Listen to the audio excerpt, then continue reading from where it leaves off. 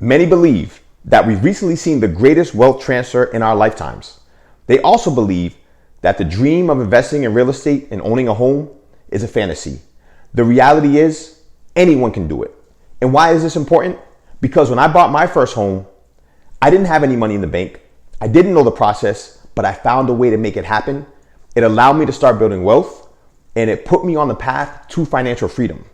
In today's video, I'm going to show you how anyone can use creative financing to buy real estate, invest in real estate, and achieve financial freedom by building wealth. Let's get into it. Strategy number one is co-buying. Co-buying is when two or more people come together to buy a piece of real estate. They come up with the down payment together and they share an ownership together. So that's number one, co-buying. So essentially you have, let's just say 3 people. They all, let's just say, have $2,000 to put into the property, right? $2K each. That's a total of $6,000 for the down payment. Now, when you're a first-time home buyer or even a first-time investor, if you take advantage of the financing out there, you only need to come up with 3% down. So in this case, they can buy a home worth $200,000 by coming up with the $6,000. This is a great strategy I see folks leveraging. I recently read a story where 5 high school friends in New Jersey got together to buy a property because they pooled their money together and they got their first investment property this way. It's a very effective strategy to raise the down payment and buy your first piece of real estate. Number 2, OPM, other people's money, right? When you leverage OPM, you're essentially borrowing money from friends, family, and associates for the down payment to buy real estate. The biggest difference between these two is with OPM, you don't have to put them on the deed. They're not partners on the property, they're investors in the property. And so make sure you discuss your payment plan or repayment plan with them before you take the money so that you can ensure you can make those payments, whether it's from your 9-to-5 job, you're paying weekly or monthly, or from the property's performance. And we're going to get into cash flow performance later in the video. Number 3, seller financing. So a seller financing, you're basically asking the seller to cover your down payment. Instead of you are using other people's money. In this case, it's the seller's money. And in some cases, the seller will be willing to give you a small loan in order to offset your out of pockets if you don't have the down payment money. So let's just say you're buying a house. There we go. Right? You're buying a house. It costs $100,000. And you want to leverage seller financing. It's $100K. You want to leverage seller financing. In this particular instance, you can ask the seller to give you 20%, and you'll have to get a loan for 80%. So here you'd come up with $20,000, and you get a loan for $80,000, and you're able to buy the property.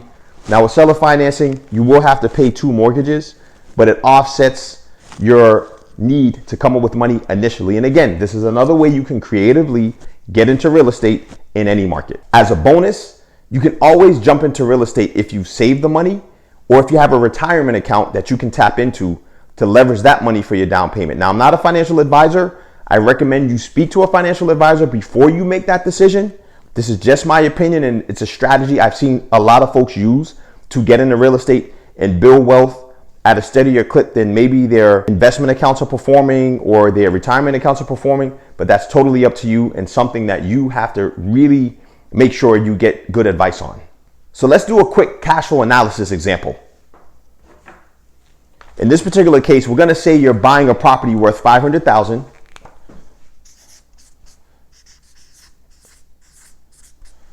And you're putting down 3%.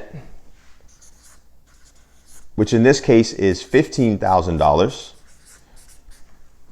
Because of that, your monthly mortgage or your mortgage that you're going to borrow is $485,000. Now let's say the interest rate is 7.5%.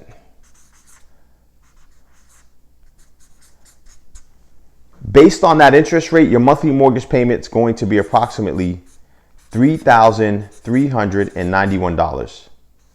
An easy way to calculate this is just Google mortgage calculator, and you'll be able to get a calculator that'll spit this number out.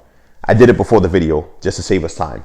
In addition to your mortgage payment, your monthly mortgage, you also have expenses in the property. So you have your taxes you have to pay, roughly call it $100 a month for this example. You have your insurance, and then you have, let's call it maintenance. And again, these are just rough numbers.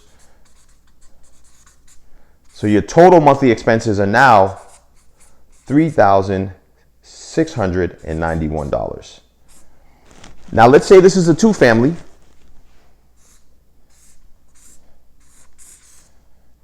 First unit, you're getting $2,000 a month. Second unit, you're getting $1,800 a month. Total rental income collected, $3,800 a month. So you're bringing in $3,800. Your expenses are $3,691.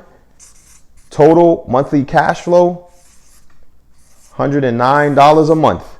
Now that may not sound like a lot, but the reality is you just went from living in an apartment and not owning any real estate, and now if you decide not to move in, you're able to have a surplus of 109. But most importantly, every time this payment is being made every month, it's paying down this 485, which is allowing you to build equity in the property, which will build long-term wealth for you and your family and to help you build that legacy. In addition to this, if you wanted to move into the property, and this is where the cash flow savings comes into the picture, then let's say you were to move into the unit where you were gonna get $2,000 in rent. Instead of paying another landlord $2,000, if that's what you were paying per month, you come into this unit and you actually, because you have a surplus of 109, you're only gonna have to pay $1,891 per month. And again, this $1,891 is going straight to pay this off. So either way you look at it, owning real estate, owning an investment property allows you to stop paying someone else rent and allows you to start investing in yourself. So to recap today, we covered leveraging co-buying, where groups of people come together to buy properties together. We talked about leveraging other people's money by raising money for your down payment to buy real estate. We talked about seller financing, where you're able to get the seller to fund your down payment. And then the bonus was speaking on the traditional way of saving money or using retirement accounts to come up with down payment money. Lastly, we went through the cash flow analysis to show you how investing in real estate allows you to build equity, which in turn will allow you to build wealth, whether you decide to live in the property or decide to rent it out and collect the cash flow. I hope you found this helpful. Be sure to check out the links below if you're looking for more information like this, and stay tuned for more.